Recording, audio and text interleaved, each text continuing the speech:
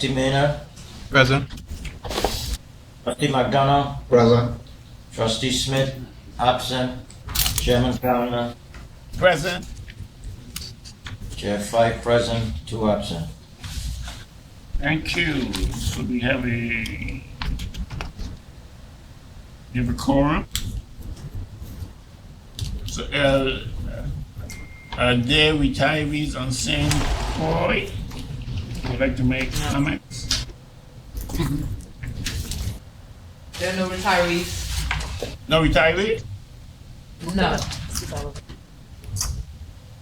I'm sorry, you said no? No retirees. No. All right, thank you. Morning, sir. Morning. How you doing? Floor is yours. Good morning. Morning. I have, State your name for the record. my name is Gustav R. Dowling, retired fire inspector. I'm a retired inspector, so I'm a retiree. Retired 10 years come this December. My statement would be is to find out if the board would have a problem if someone was supposed to lobby to find a reoccurring fund. It may not be a great multitude of money, maybe in the neighborhood of $3 million a year, to be put aside for retirees annuity if doomsday comes or doomsday start to approach finally, and instead of reducing the retirees' salary by 50% or whatever the actuaries say, it can be lessened. But this fund will be suggested not to be placed with the regular funds that the retirement system accrues to put in investments. This fund will be put into something similar to a money market or something. It might be a smaller interest than the investments, but guaranteed because of the volatility of the stock market going up and down. It's on a rise now. But we had the subprime bubble, we had the silicone problems, 2008, and so every several years these things reoccur. And I wouldn't like that money to be caught up in that.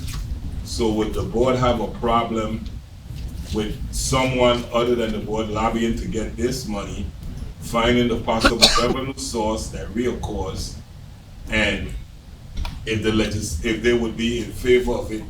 Because I wouldn't like to go before the legislature with the idea identifying the reoccurring revenue source and the board comes out against it. So that's one.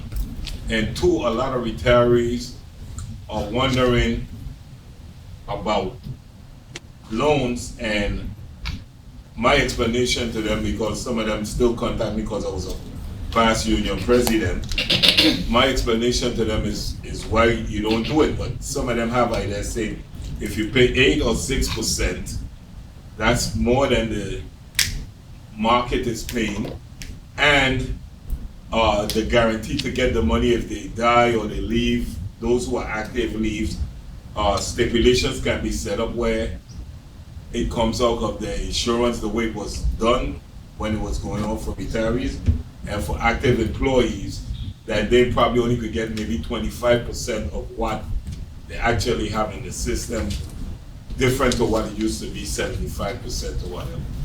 So those are the statements from this retiree, St. Thomas Gustav Dowling. Thank you for your time. Thank you, sir. Mr. Nips, you want to address that? Well, the first one is, as far as identifying revenues, I mean, the GRS doesn't have any issue with anybody. I think the retiree group would be a good group to lobby the Senate, but that's out of our hands. The legislature is responsible for finding the revenues, but I don't think the board would be in opposition, or the system would be in opposition to any retiree group lobbying the legislature.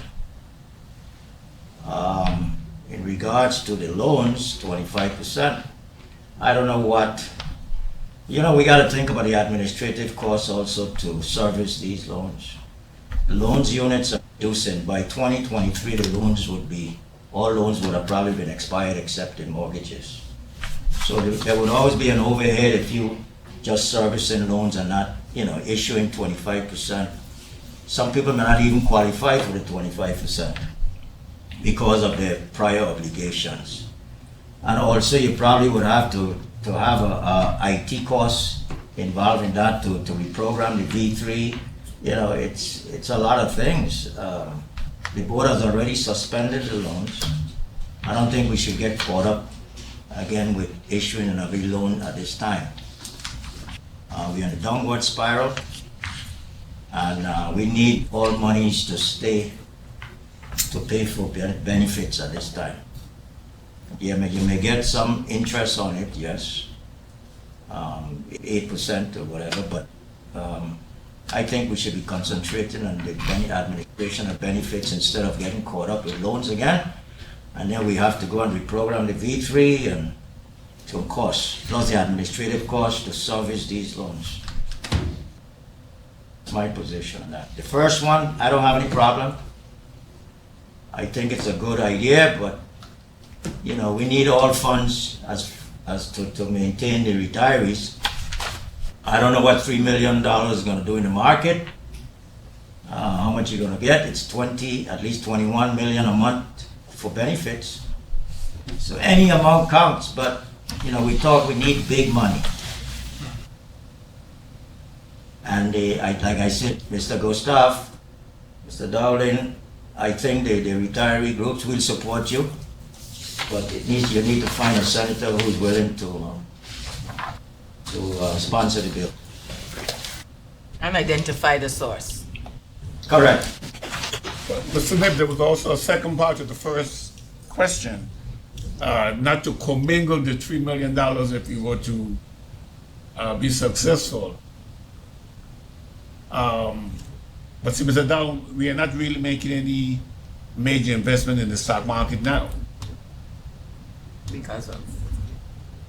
We understand the way the stock market operates, and we have what's called now, it's dynamic asset allocation. We've been advised by the consultant to take most of the money out of stocks. So we are trying to maintain as much cash as we can. Following me? Yes, but basically the other part was for that money to be set aside in case Understand? cut comes. Understand? And the cut don't be as severe. That minimize the maximum cut that would be suggested. And as far as lobbying the legislature, I know that, and I have already talked to some of the majority senators. And that's why I say it's not a great reoccurring revenue source. It's one that's going to be set up and it's going to be coming, because 100% of the money from any revenue source that is found comes to GRS. The general public will scream about that because the general public is not 100% in GRS. It's only a portion of it. So that's why I said about 3 million a year, maybe more, maybe less, and it depends on the several funding sources, what kind of revenues are generated in that. Mr. Chairman, I just want to say something here. And Glenville, our liquid cash now or investments about 500 million. We're not talking about our real estate. So our cash and our other liquid assets about $500 million. You have currently marketable securities and cash, which includes our liquid assets of about 550 million, correct? Okay, fine. And our payroll is how much? Is about 250 million with expenses a year. We have 2 years left, Mr. Gustav. So think about it, the $3 million, if we start, we'll have to be spending it before 2023, if nothing is done. Yes, contributions are coming in, yes, but they're not coming in the way they are. I'm just trying to give you the worst case scenario. with the liquid assets that we have outside of the buildings and haven site and all of that stuff, we only have like 2 years, if you think about it. And suppose the market goes south. Yes, it's commendable what you're saying. However, I don't know if you'll be able to set aside, because we'll have to go in and take those monies anyway. And the money market is only paying, what, 2.3% now, about? Mr. Chair, Yes. I think Mr. Dowling's recommendation was the 3 million would help shore up the shortfall if in fact the plan becomes When the insolvent. cuts come, Right. to So you're thinking more along the line of whenever the whether plan it's 2 goes years, 5 insolvent, years, 1 year, and you guys have to take a haircut. and right. The $3 million would Instead take of up the going short. completely bar, we take a shot. Right. So I think that's how he's approaching it, Mr. Nibs. Like a supplement. Like a supplement for the shortfall.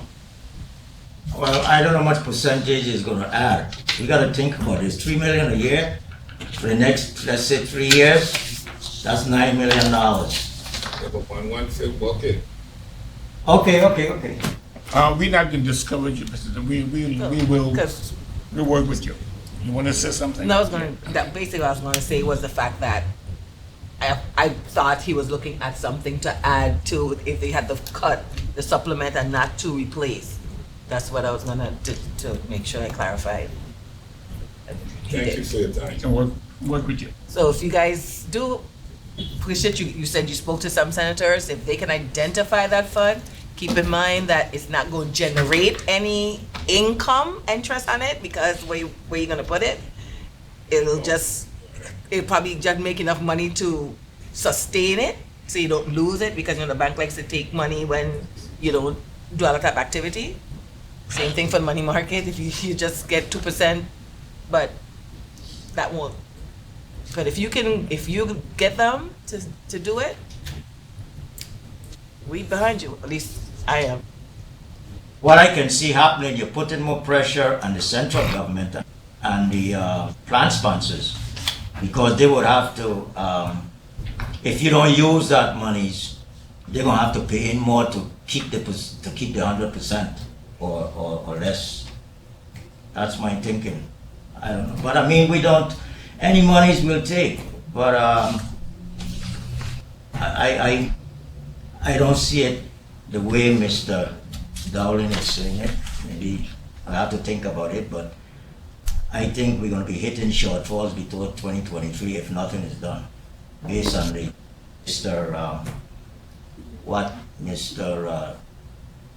Mr. Nims, can I make a recommendation? As Mr. Dowling has more conversations with his senators and the dialogue, he gets back to you and give you some updates? Sure. And I think that the chairman support, I think that the board support. Okay. Thank you, sir. And it shows the senators that the community and the retirees are trying to come up with solutions, rather than everybody's looking at the leak or glaring and the blame. This is what we need to do. So, and since they're not doing it, you guys are. Come for your brother.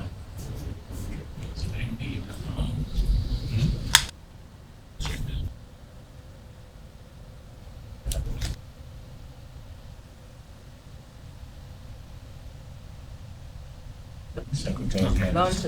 All right. You need approval of the secretary minutes for 28 March 2019. Mr. Chair, I move that we accept the secretary's minute. Give a second. But too late. Why not? I second. Trustee Colwood, Yes. Trustee Cohen, absent. Trustee Liger, Yeah. Trustee Menard, Yes. No, Trustee I chaired Manana. it. Abstain. Cause I was like, I read this, and I'm like, I wasn't there. I'm like, Trustee Smith, Okay. absent. Chairman Calendar, Yes. the chair 4 yes, 2 absent, 1 abstain. Okay. But you know, Mr. Nibs, when I read your minutes, I was like, but wait, I didn't attend that meeting. I was like, I didn't make or second any motion. I mean, that's not like me, my voice wasn't heard. Then I realized why. Because you noticed I wasn't, I was like, wait, I wasn't there. All right. So minutes have been approved. Communication and correspondences. Correspondence number 1 dated April 8, 2019. It's addressed to Mr. Lawrence J. Puffer, Executive Director, VA Water and Power Authority, Charlotte Amalie St. Thomas, USVI 0004-1452. Subject, outstanding employee and employer contributions due. Dear Mr. Puffer, we bring to you your attention a very serious matter. The VI Water and Power Authority has not remitted to the GRS the employee contribution deductions and employer contributions for pay dates December 27, 2018 through March 21, 2019. Based on previous pay dates amounts, we estimated that VI WAPA has not remitted employee contribution in the amount of $700,376.98 and employer contributions in the amount of $1,230,178.49. Please provide us with the actual amounts. With the interest and late fees, the total estimated amount due is $2,167,447.16. See schedule attached. Please have your financial officer, Deborah Gottlieb, contact Dennis Jeremiah at 340-776-7703, extension 4122, or D. Jeremiah at usbigers.com to arrange submission of a realistic payment plan to remit the employee deductions and make payments on the outstanding employer contributions. Sincerely, Austin L. Nibs, Administrator CEO. Attachment, copy to the Honorable Albert Bryan G. Gard, Jr., Governor of the Virgin Islands. The Honorable Donna Fred Gregory, Chairman, Committee on Finance. Kathy M. Smith, Esquire, GRS, General Counsel. Ishmael Myers Jr., Esquire, GRS Deputy General Counsel. Dennis Jeremiah, GRS Chief Financial Officer. Deborah Gottlieb, WAPA Chief Financial Officer. Letter dated April 12, 2019.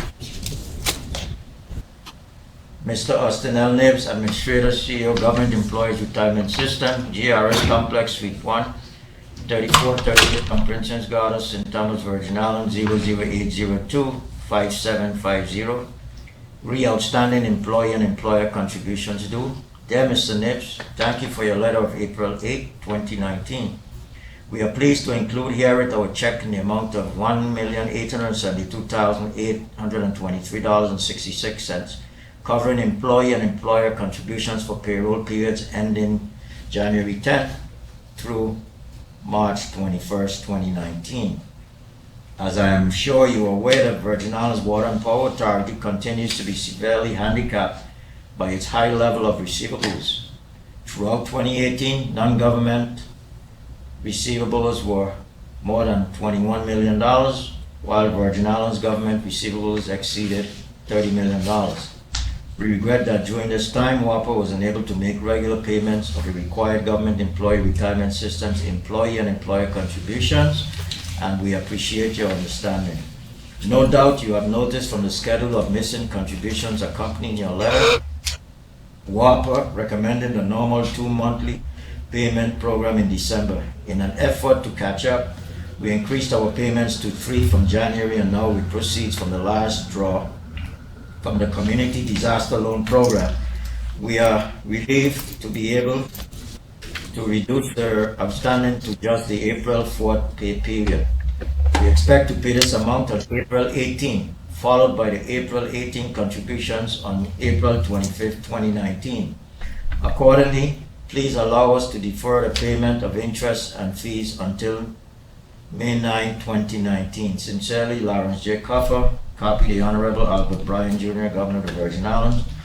The Honorable Deborah Fred Gregory, Chairman, Committee on Finance, Kathy M. Smith, Esquire, GRS General Counsel, Ishmael Myers Jr., Esquire, GRS Deputy General Counsel, Dennis Jeremiah, GRS Chief Financial Officer, Deborah Gottlieb Walker, Chief Financial Officer. Letter dated April 16, Mr. Austin Nibbs, Administrator, CEO, Government Employees Retirement System, 3438 Comprehensive Garter, St. Thomas, Virgin Islands, 00802. Dear Mr. Nibbs, this correspondence serves as an official request for your attendance in the upcoming Finance Committee meeting, which will be held on Tuesday, May 7, 2019 at 9 a.m. at Earl B. Hartley Legislative Hall to give testimony on Bill number 33-0031. Bill number 33-0031, an act amending Title 3, Chapter 25, Subchapter EI, Section 581 of the Virgin Islands Code relating to vacation payments for retiring teachers and other school personnel, proposed by Senator Dwayne DeGraff. The deadline to submit your testimony is Monday, April 29, 2019. We look forward to your timely response and seeing you at the meeting on Tuesday, May 7th. Should you have any concerns or questions, contact Moni S. Edwards at 340-693-366 via email at medwards@legbi.org. Kind regards, Donna Fred Gregory, Senator, 33rd Legislature. That ends the correspondences.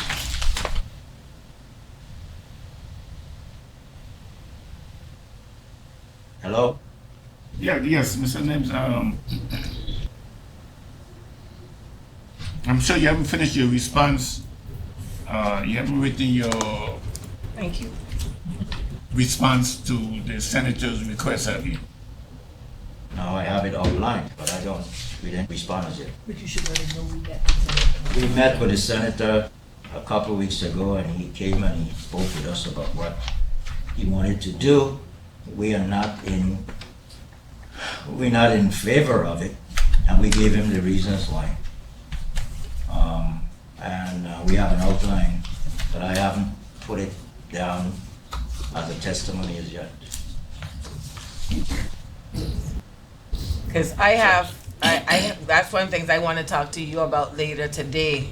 I was going to ask you to have a few minutes conversation with me.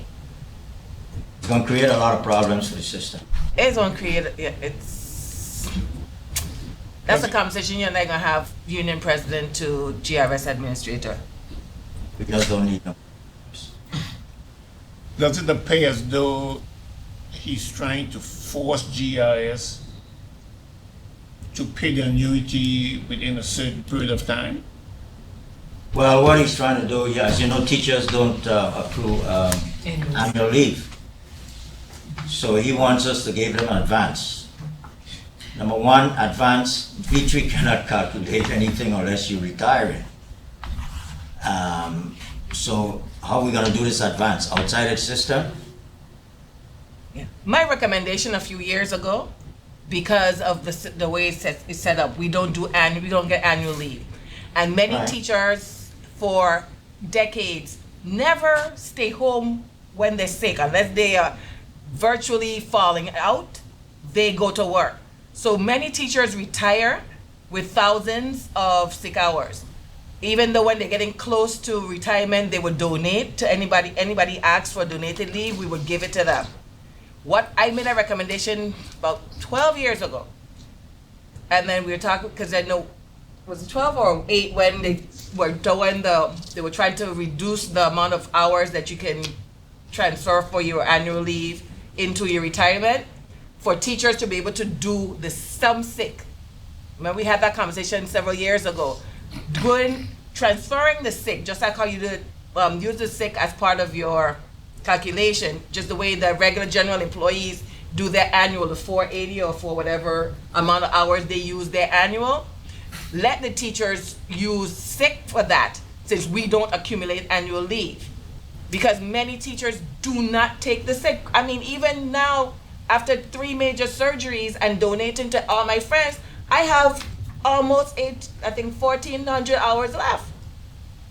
So upon retiring, I basically have to dole it out in order, because we can't use it, we can't do anything with it. And when if you go to a classroom, most teachers don't take, even after very few teachers take more than 2 weeks, 6 and what, even maternity leave, they're coming back early because they don't want to be away from their students that long. But they get nothing for that time and that dedication, because you can't use your sick to convert for retirement like the other employees use their annual. Given a advance wouldn't do anything except cause the V3 issues, because what are we working on now? Almost 90 days. I think a few teachers got theirs within 3 months last year. So we're getting closer to where we want to be after retirement, get your first annuity. So the advance will come when? The week after they retire? Well, I know no retiree doesn't get pay outside of V3. In order to get pay outside of V3, we should not be going and paying a teacher like a vendor. We don't want to get into that business. Now, I think the solution to this is preparing the NOPA. When you know the teacher is going to retire, and the last day, submit that NOPA, have that NOPA to us so we can start the process. The problem with education is the NOPA. We have expressed this to the governor. I think it's getting a little better, but the NOPA is the trigger. If we get that NOPA, we shouldn't have that problem with these teachers. So is that something you're going to still discuss? Oh yeah, because I still want to do that. I still wanted them to be able to use those extensive sick hours as assistance to retirees. Well, I see a discrimination issue there. But we don't get annual. Well, yeah, but you know how, I mean. As much as we don't get, giving us a little something is not gonna hurt. But that's a conversation for us outside of this portion here. Thank you. All right, will you all discuss that? And good luck, Mr. Nathan, there. Who gets some? Don't start the conversation in here, Summers, I know Summers are in training and I doing lesson plans and making posters and all that wonderful stuff. I want you to show me a teacher who gets a full summer off. Please. Well, my position is, the system position is that we cannot process any type of payments outside of V3. It's going to create, if we do that, we're going to have to spend a whole lot of money making changes, and it's going to create a lot of problems. Get the NOPAs in so the teachers can be paid. And number two, I don't think the auditor is going to be in favor of something like that. Okay? And the NOPA, we need to expedite the NOPA process out of education. That is our position. I'm not going to get involved with the sick leave issue. What happens if the legislature passes the bill? They passes the bill. How are we going to pay them? I don't know. It'll be We'll one have of to the go- thousands we'll have- of bills the that board are would- unenforceable. Well, I'll come to the board. I'll ask Vitek what is going to happen if we do this. Then you create more problems. We have problems in V3 already, some problems. And then they would tell me how much it'll cost to do the fix. Can we submit the bill to the legislature? Can we submit the bill then to the legislature? Because they're providing a bill. But then you're slowing down other priorities that we have. You know? All right, Mr. Nathan, you deal. You know, I mean, I understand the plight, trustees. I understand the plight. But what I'm saying to you, the fix is the NOPA. The NOPA process. Someone knows they're going to retire. Don't wait until 2 months or 3 months before the summertime, then you say I'm going to retire.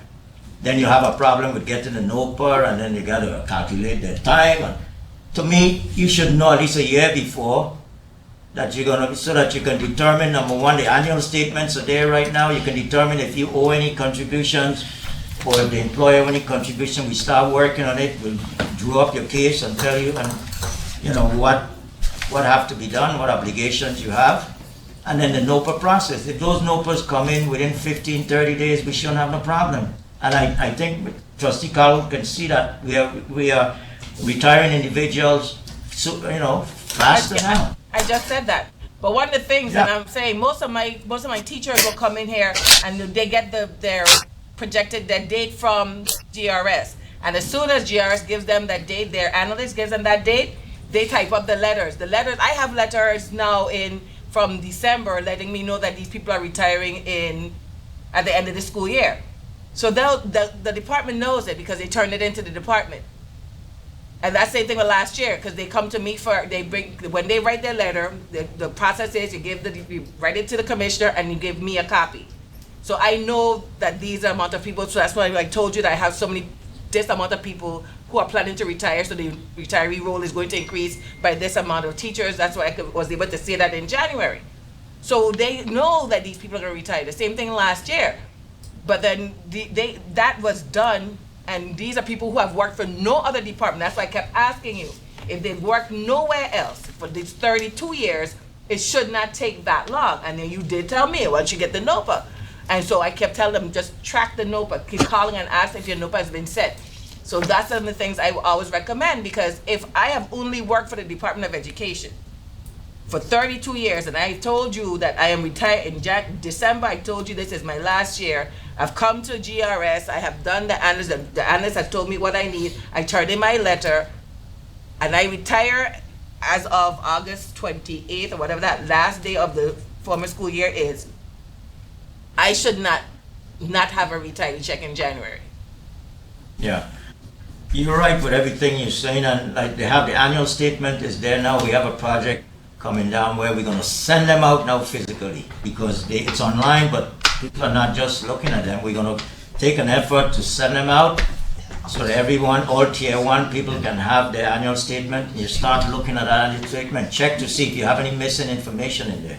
We had a project for 2 years that showed up all of that missing information. That's why the retirees are retiring, sooner now, but you need to, any member needs to take the initiative to look at the annual statements and let us know if you see any problems, to see if you owe any contributions and what is owed by your plan sponsor on your behalf. And we So you can promote that help. all the time. And when I have Miss Morton and Julia, they used to do those presentations, so they know for teachers over here, I let them know 2.5 years before, when you're thinking 2.5 years, go in and visit GRS. I've been saying that since I came on the board. So everybody comes in, and that's why the teachers know where they are, and that's why they are anticipating when they come in and they've been processed that they shouldn't. I tell them you shouldn't have to wait. So that's why I start giving names. And one of our reforms which the board had approved was 1 year before. We wanted it to make it law. 1 year before you retire, you need to come in and And my file. teachers come 2.5. And there's some pension system who has that requirement. And it's only to help the member, but then there's some senators who are against it. You can't force somebody to turn whatever, that type of thing. But we were just trying to make sure the process was cleaner and smoother. So, anyway. We will, but we are in opposition to it because for reasons, and we will cite the reasons why. It's not that we against the teachers in any way, it would create a nightmare for us in GRS. Mr. Jeremiah is sitting right there, it would create a problem. All right, thank you, sir. All right, chairperson's report. I just have 2 comments. One, on March 19th, I was invited to speak to the St. Croix retiree group, and I was excited. I did a lot of homework. I got information from Mr. Henderson and Ms. Clendenin and from everybody I could get to make sure that I had as much information as possible about our system. And to my disappointment, 10 retirees attended. 10. And I don't know if the number was that small because it wasn't Mr. Nebbs giving the presentation, or whether it was simply because it was World War Calendar, the doctor giving the presentation. Diary it was person. really disappointing. But the 10th, I mean, I was able to sit at the table with 10 individuals and we had a heart-to-heart discussion. They understood many of the problems that the system has been through, and they understood why the system is where it is. And certainly not, and they were pleased to understand that the system is not where it is because of any bad investments. Because I was able to show them the amounts of money that the system made from its investments. I want to thank Vice Chair Carver for chairing the last meeting on 325. Even though I attended by telephone, it was 6:30 in the morning where I was, so it shows my dedication to this system. I was probably asleep half of the time, but it was tough doing it by telephone at 6:30 in the morning. I try not to do that again. Administrator's report.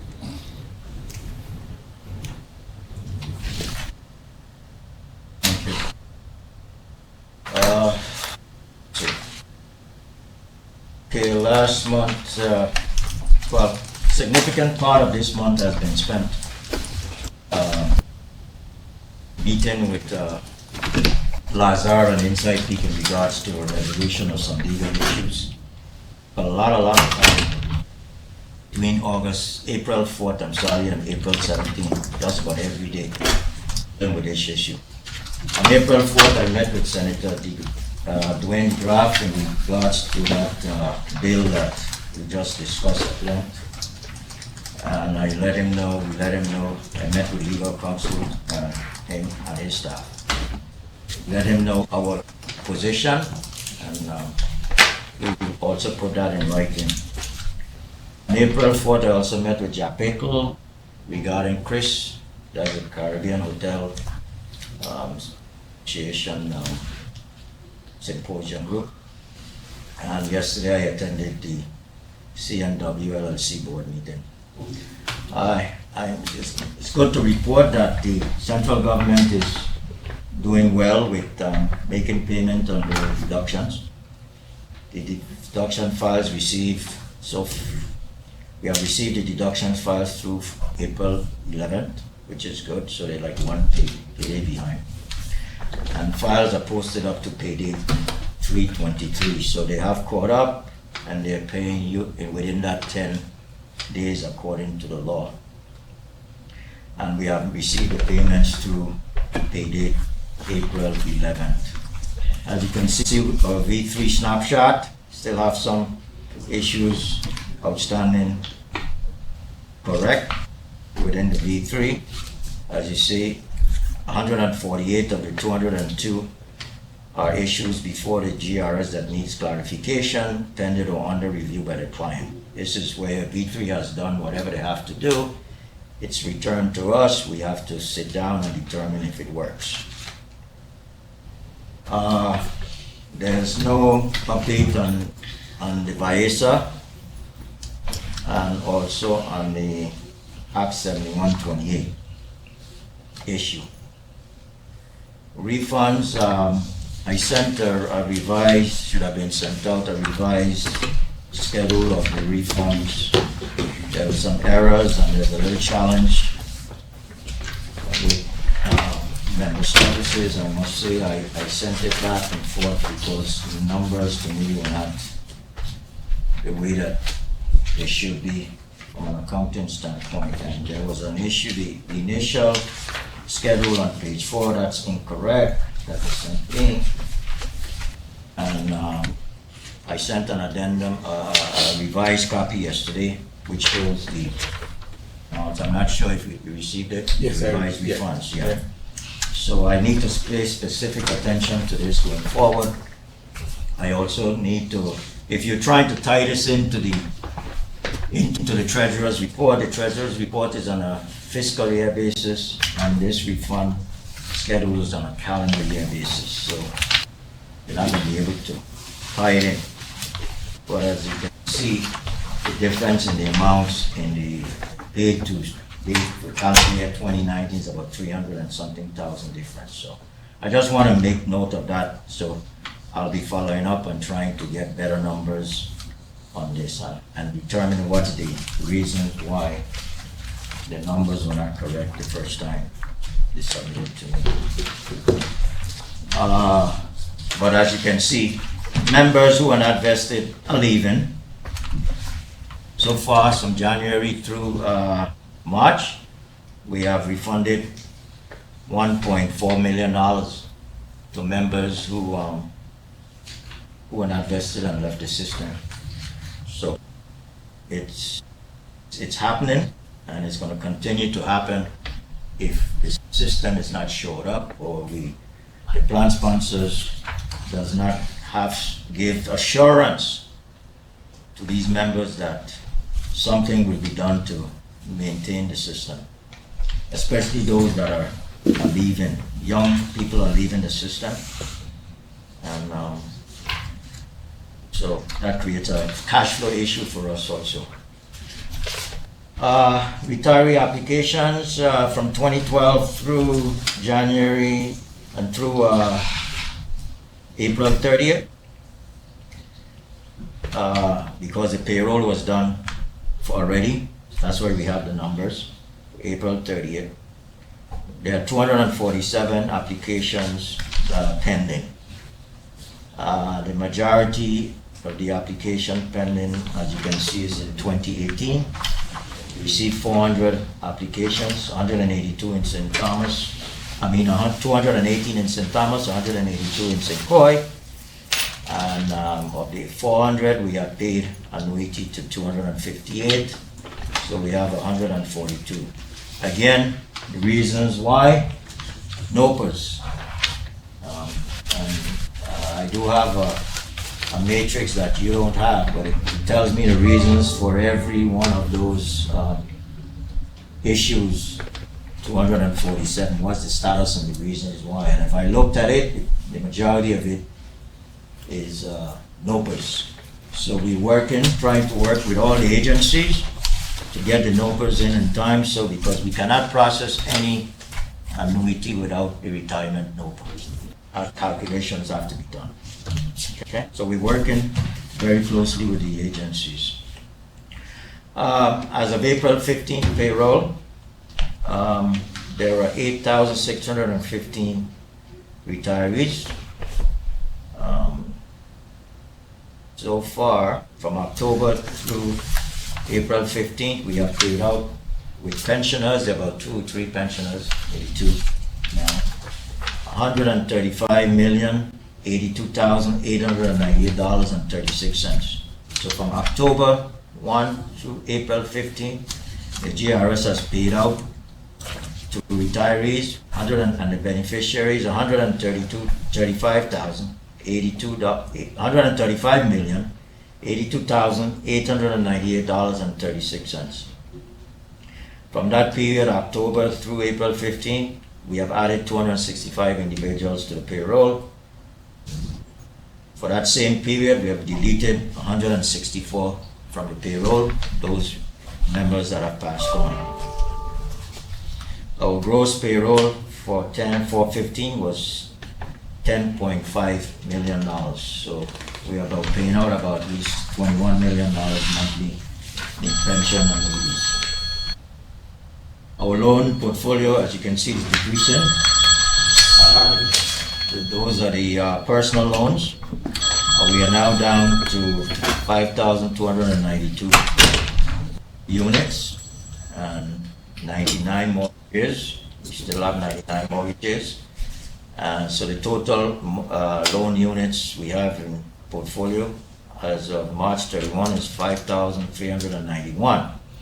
Now by 2023, those 5,292 personal loans would have expired. So we shouldn't have any more personal loans after 2024. As far as the White House is concerned, the buildings, it's pending elevator replacement and follow-up on termite treatment. Yesterday, I Senator Gittins stopped me because, as you know, the legislature wanted to rent the building. We quoted them our square footage that I don't think it was within their range. And he met me yesterday and asked if we can do anything to assist them because where the employees are staying, I guess it's still have issues with mold and situations like that. So I told him I'll look at it, but the building would have to come without the elevator at this time, and I posed to him the issue with ADA compliance. He said that shouldn't be an issue. I posed to him we need to do follow-up on some termite treatments. Although we did have the whole building subterranean and the windows treated, there's some termite has come back. So I quoted them another price yesterday, and I'm awaiting their response to me. The other buildings in St. Thomas, Custom Builders is currently working on the third floor. The west side exterior skin of the building that was compromised during hurricanes. That's on the personnel, division of personnel side. The second floor, that's on the third floor. The second floor exterior work is scheduled to begin shortly. We don't have any updates on the other repairs and replacement that, as you know, the contractors are very busy. The contractor, they want to do it, but a lot of hurricane work is not permitting them to give us the attention that we need. In the St. Croix building, there was a new quote from WW Construction Corporation for the 3 buildings for hurricane damage repairs. Fencing was not included in the quote. Yesterday, when I came to St. Croix, I saw something that I didn't like. I know that our tenant, Pleasant, has asked for reconsideration in parking spaces, which was an option in their current lease. We did give them 6 more parking spaces to the east side. That's on the First Bank side. And they're using that, but I saw where now they were parking by the flag poles and the grass. Had all kind of big trucks and jeeps and all kind of stuff back there. So we have a letter that I'm going to be sending to them. We have already made signs, put the signs up, and I don't see anybody on the grass. Yesterday was like, I don't know, anybody parking where they want to park. So we put up 2 signs. I don't see anyone there. I just looked out the window. However, we're going to follow up with a letter to cease and desist, because it did come to me through Ms. Potter that he was asking to park on the grass, and my response was no.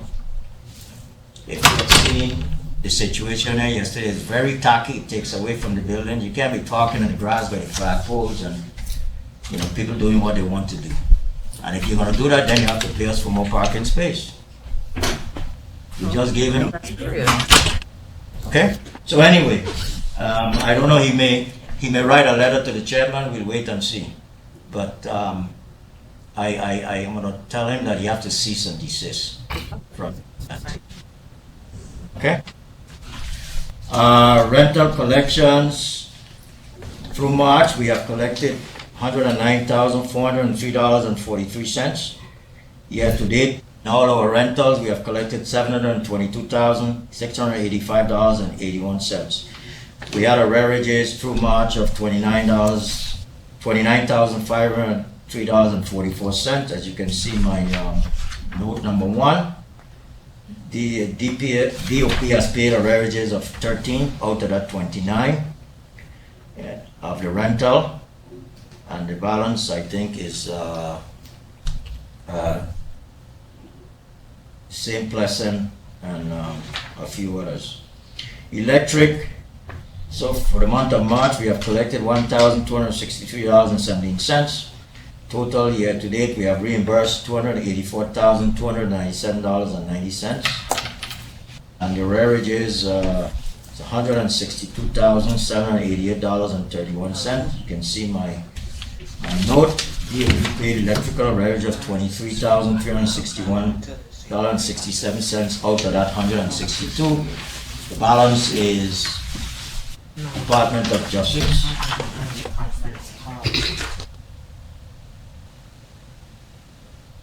Our insurance claims, we are doing pretty well with our insurance claim. We are waiting right now on some information on the GRS complex and Havenside Mall. We have given that information, or we have directed them to Waiko to get some of that information. New development,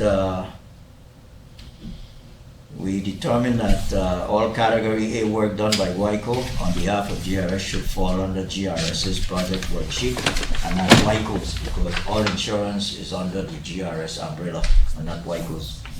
And we are working through this new determination by FEMA. As far as our VTR IT, we're doing pretty okay. We do have our new servers and load balancers, everything been installed. We also, as you know, we have went to the cloud some of our modules, backup solutions. So in the event that we have any catastrophic situation, we will be able to go to the cloud and retrieve that information. Our PCs, we have installed PCs, new PCs in all our offices, St. Thomas and St. Croix. Going over very well with the staff, all our desktops. Annual board retreat, we are unable to secure a meeting space in St. John at the Western. We don't have any space plus any meeting space, no rooms. We also tried Margaritaville in St. Thomas and Great Bay, which is probably former Winam Sugar Bay. They also do not have any meeting space. I've asked Ms. Cooley to inquire with Carambola, and I also had an opportunity to speak with Mr. Carrington yesterday and asked him to see if we can be able to do it at Carambola. From July 10th through the 12th, I think, that's the date. So we're just waiting to see what's happening right now. The 60th anniversary is October 1, 2019, 60 years since GRS has been in existence. As you know, for the 50th, we did have a very intensive celebration. We're going to scale it back some this year. We're not going to be as extravagant. Don't have the funds to do that, but it's going to be very informative. We hopefully will have a program in both districts. Can't leave out St. John, but it's not a district, but it's an island. But if we can do it electronically, maybe from here to St. Thomas, we're going to try it. But we're trying to come down. Ringing in St. Thomas? No, Smith. Somebody calling it? Smith. Hello?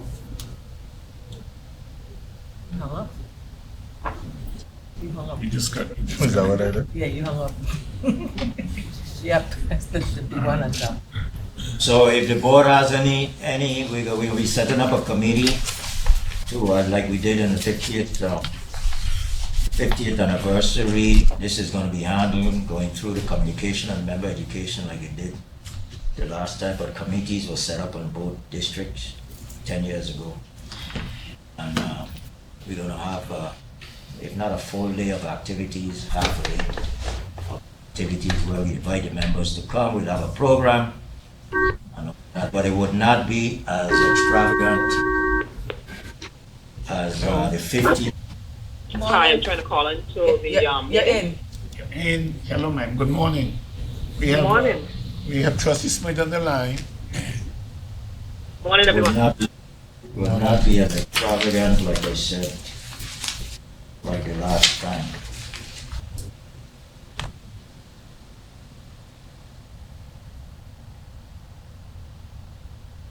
Mr. Chairman, that ends my presentation. All right, thank you, sir. Trustees, any questions for the administrator? Yeah, I have a couple of questions. Mr. Nibbs, did you say that there were 247 retiree applications pending? Is that the number you gave? Yes, it's in the report. I have a schedule in the report, sir. Okay. Do you have any new hires to offset that a little? New hires. We don't need new hires. Beg pardon? We don't need any new hires, sir. You know what? We don't need new hires. We're going to need new hires. He's talking about the government. government hires, Yeah. not GRS. I'm sure I don't, I'm not sure I understand you. He didn't understand what you were saying. Okay, I understand what I thought you meant internally. Were we hiring new individuals? I haven't been keeping track with the plan sponsors as how the hiring process is. I'm sure that since the new administration came in, those that are leaving are going to be replaced, but I don't think they can replace them that fast because we have a lot of young folks that are leaving. And I would have to check to determine. Miss Jeremiah, have you looked at the actives? The last time I looked, it was down to 7,000. I think it went down. Let me help with a question. Yeah, it was like close to the 8,000, so it went down. It used to be like 9,000 something. Then it's down under 8,000 right now. But here's a question, Mr. Nim. You know how we get the list, that you get a list of how many people have submitted for retirement. When the government, in like a new period, they don't say, like, send you, well, they have to because you have to input them into V3. Is a possibility that we can say, well, for this month, 5 new members were added to the roster, things like that, because I know for a fact you get new employees coming in. So they have to be, hopefully, paying into the system. Don't we get that?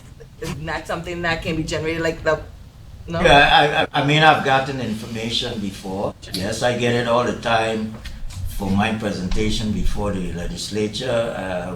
We get it for the auditors. You can get it from DOP, which might be a better source because things are changing every day with eyes. However, we may get, when the contributions come in for each agency, we can tell how many people send Have been added. contributions. And see how many, or we can keep track of that, but I would not want to do it every period. I would want to do it on a quarterly basis because you have ups and downs, and the best source for that is DOP and the semi-autonomous agencies. They have better records than us. Yeah, you just make to make sure that they are Yeah, I understand. paying Now into I the understand. system. Yeah, I understand. I understand what you're saying. Because they're But, coming in as tier 2, replacing tier 1. Yeah, yes, but like I said, when we ran the annual statements for actives, some days ago it was about 7,000 something actives, and that's just for the central government. I think for a semi-autonomous it was like another 1,500 or 1,000, so it was like 8,200. So it went down significantly. So it's like a 1-to-1 or just about under 1 to something like that. But we'll have it for the next. I can get it for you for the board. 1.9. Yeah, God. you can get it. Yeah. Questions answered? Yes. Okay. Any trustees, any other questions? No? St. Croix? Oh, I had a question. The White House. You said the installation, the elevator and termite extermination. Is that a routine, or they found more termites? Now we did subterranean about 6 months ago and windows, and it appears, I haven't seen it, but the chairman said he visited there and he saw it, and I got confirmation from the facilities director that there's some reoccurrence of termites. So there's new ones. Okay. So Yeah, the tree that's in front of the building is bad, so it's probably getting in under the ground. yeah, well, we did subterranean, but maybe they need to. It's guaranteed, as far as I understand, so he needs to probably go back and do some additional. Okay. I have 2 questions, Mr. Nibbs. have you spoken to the new director of personnel and the Attorney General regarding that they are attempting to remain current with their financial obligation to the system? I'm glad to say I know both very well. We had a meeting set up with Ms. Glendinning, Dana Glendinning, who is the nominee. She couldn't meet the meeting, and we have set another date. I don't have off the top of my head the date that we're gonna meet.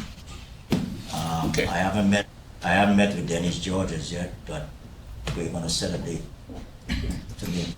Because I think we both have issues with our leases, we have to get our leases together. And also, obviously, the delinquencies. But we had a full day schedule, just about a half a day schedule with personnel. Ms. Dana Clendenin, but she had to reschedule. Okay? All right. Number two, do we have a timeline for trying to solve some of these V3 issues? You know, we continue to see that The less. are they decreasing in any way? So right now, there are 148 issues that are related to GERS. And of those, 38 are critical and 29 are of high quality, I guess. Is there a timeline when we try to decrease these? I have set timelines, yes, and maybe it would be better to discuss it in another forum. Okay. But, okay? Okay. But I know that in other pension systems, usually they bring in people to test these things, but it's a matter of what is a priority, getting the retirees out, getting the refunds out. However, there's an issue, but I think I would rather discuss it in another forum. Okay. Because I've set timelines, but they're not being met. By the vendor. Well, no, not the vendors, the staff, because these are Not the GERS vendor. issues. That's why I said that I need to discuss Okay. these forums. Okay, got it. All right. So these- All right, sir. Uh-huh. Okay, so I see. Yes, you see that? Yeah. All right. Thank you, sir. Any other questions for the administrator? Hearing none, we go to committee reports. Do we have any committee reports? Committee chair. Policy, no report. Thank you, we completed one, we're working on the next. You have a timeline? It's on your desk. It's on my desk. Yeah. All right. Mr. Chairman, Hold on. I'm sorry, go Go ahead. ahead. No, go ahead. No, I just told him he's to hold on. Oh. Mr. Chairman, the investment committee has a meeting scheduled for next week. I think it's next Tuesday. I think the date Monday. is Wednesday. Monday the 29th, is that? Yes, 9:30. Very well. 9:30? I know it's the Yes. 29th. yes. Yes, you did. Should have got. Oh, yeah, it's on my phone. What says 4? Why does it say 4 p.m.? You have it wrong. 9:30. Fix your calendar. The agenda shows that I should be sending out the final agenda tomorrow.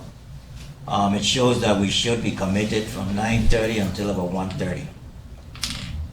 There are going to be presentations. I'll So be there sending will out- be, did you say there will be? Yes, sir. Okay. So I will send out the information tomorrow, but the agenda shows commitment be from 9:30 to 1:30.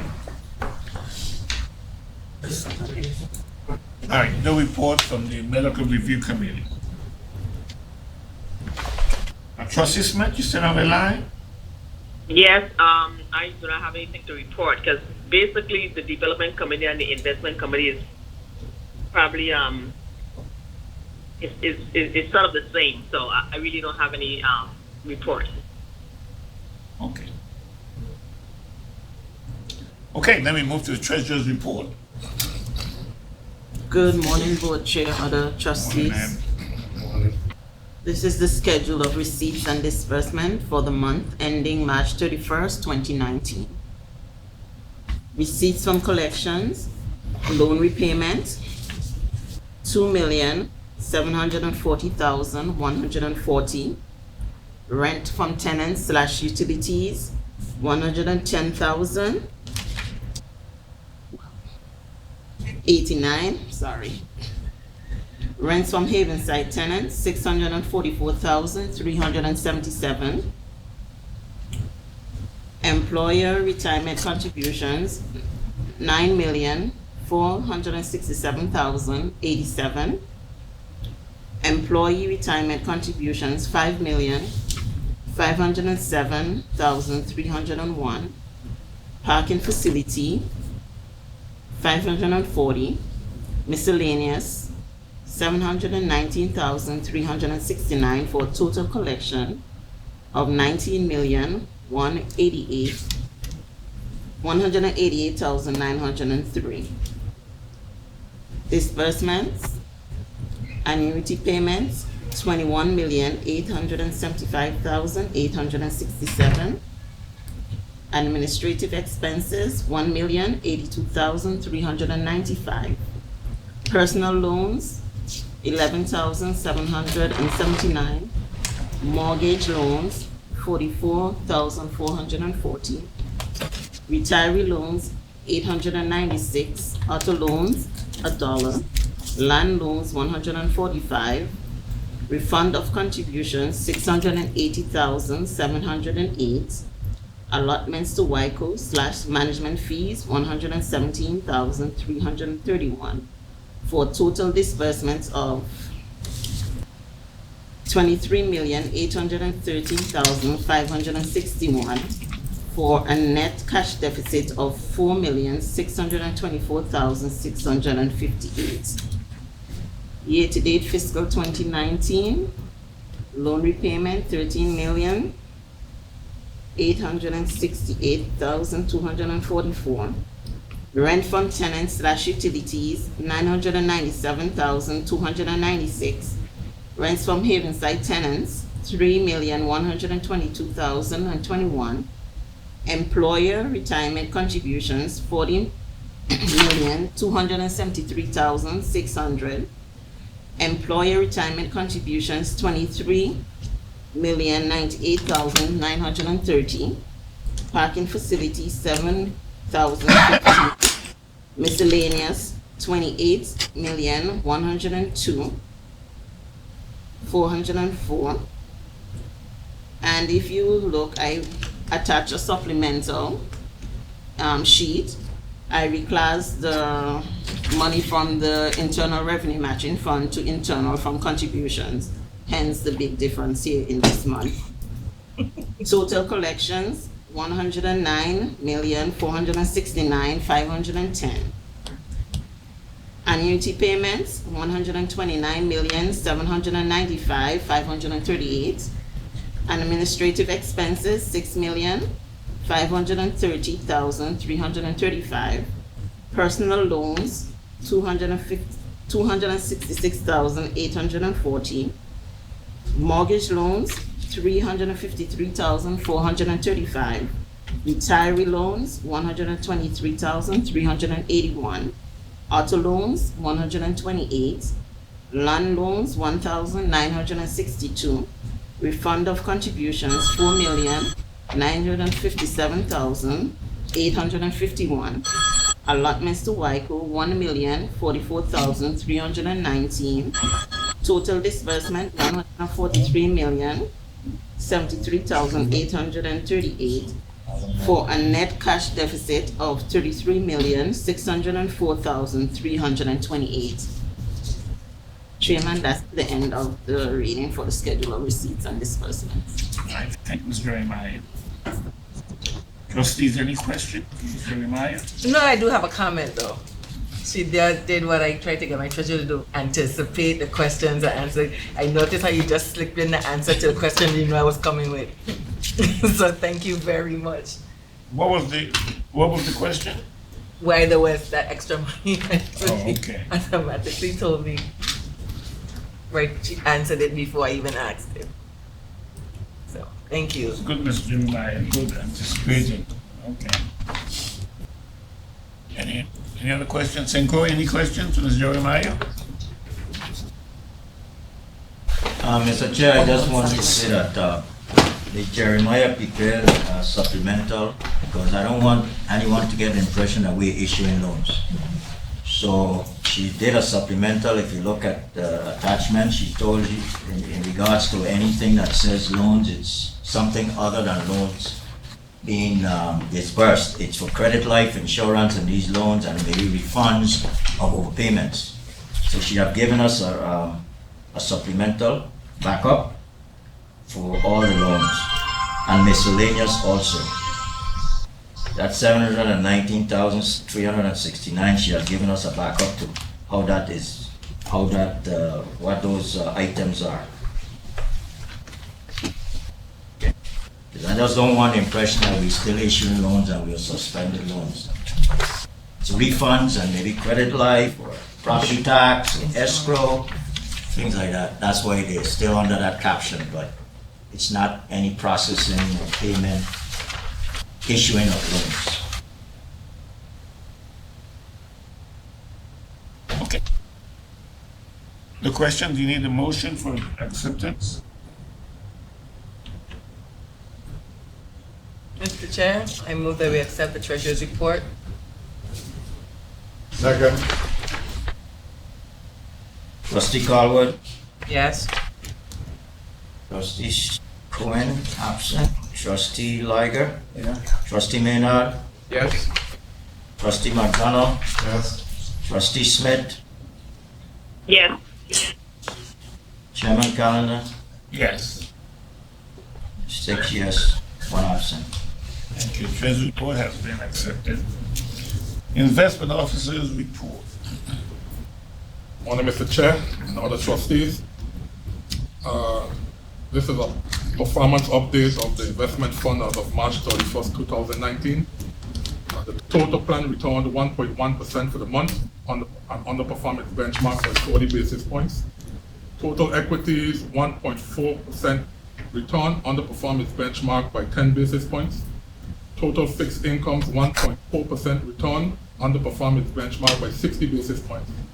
And total alternatives, 0.1% return, underperformance benchmark by 210 basis points.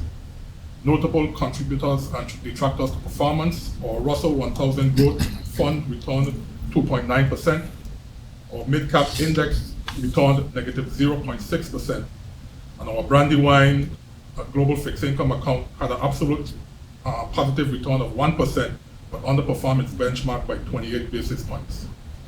No updates on compliance for this month. Let's look at the cash flow update for the month. We ended the month at approximately 659 million in the fund. This excludes the member loan program and the St. Thomas and St. Croix office complexes. We did raise 15 million in the month of March to replenish our cash position.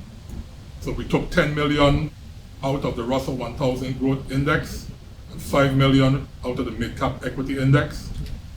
As it pertains to custody to fees, we paid no fees in the month of March. Year to date, we've paid 159,000, and fiscal year to date, we've paid 363,000 in fees.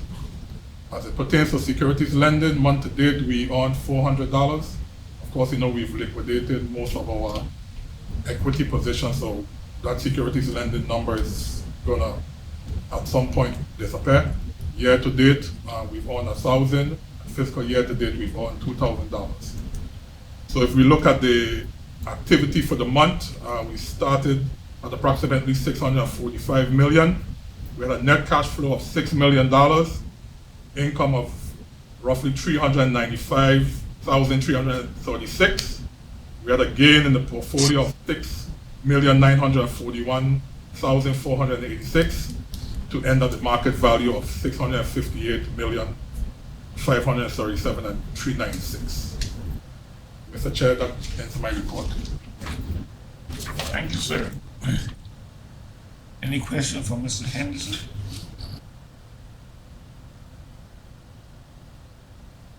All right, thank you, sir. Again.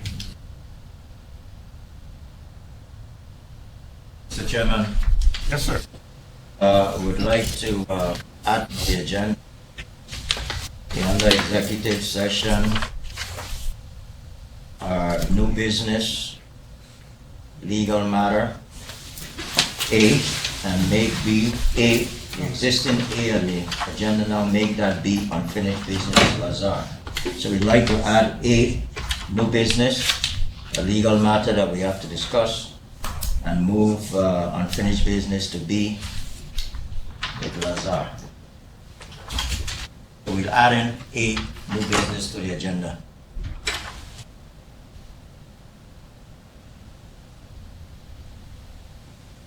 All right, trustee. We ordered the agenda in. The legal matter with Waiko.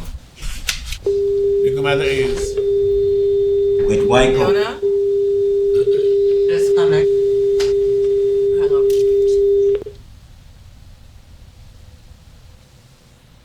Commissioner, repeat that, please. The legal matter that has to do with Waiko. Waiko.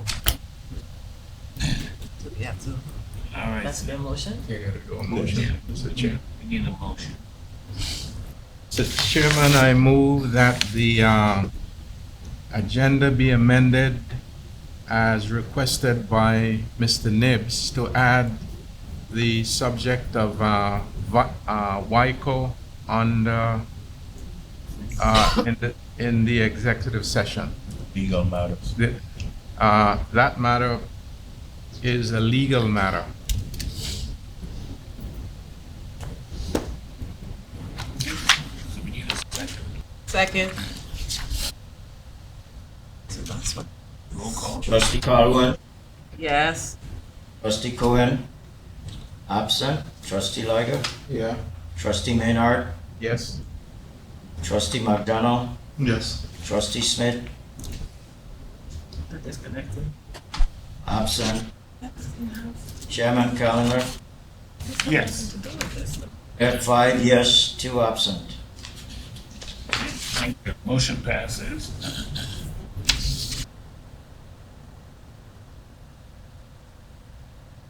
Okay, this portion of the meeting will be closed to the public for matters pertaining to trade secrets and or financial information.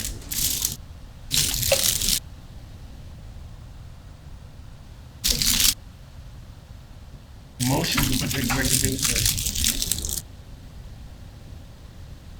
3, 2, 1. Mr. Chair, I move that we go into executive session to items being discussed pertaining to trade secrets or financial commercial information. Second. Trustee Caldwell. Yes? Trustee Cohen absent. Trustee Liger. Yes. Trustee Maynard. Yes. Trustee McDonald. Yes. Trustee Smith. Absent. Chairman Callender. Yes, 5 yes, 2 absent. thank you. And then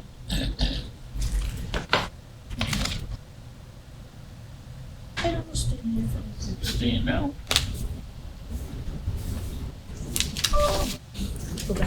I told you had a tight loose. I didn't see you. Stay. It's been good enough. But it's good.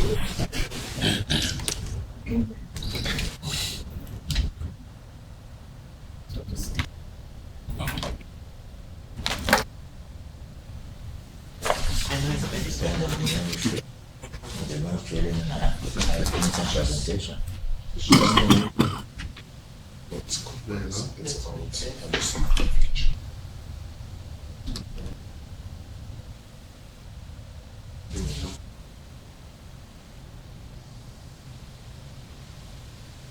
Yeah, well,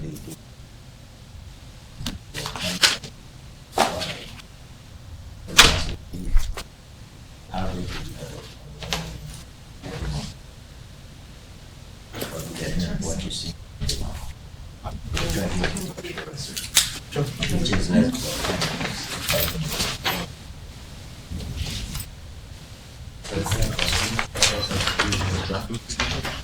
yeah.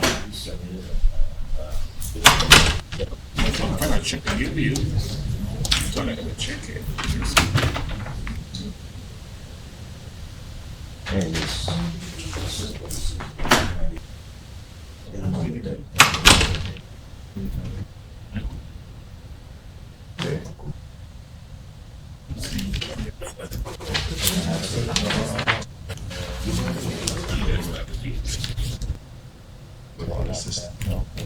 What?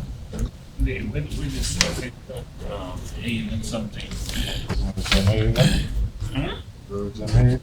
That's not right. Somebody.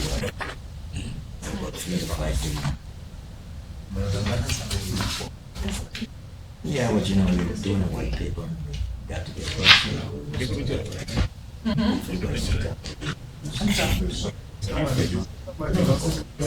Asked me that the other day. One of my sons, I don't know what it was called. I just did my thing. For carnival. For the last 10 years. My child up there, so he doesn't be in my life. That's where we used to go before he went to school and all that. We used to do. She got pizza. I still go to Charlotte. I was just a hotel and In Orlando? Where you like? You like Orlando? come we got, I mean, without time and stuff like that. Maybe we could go elsewhere. But it's close, you know.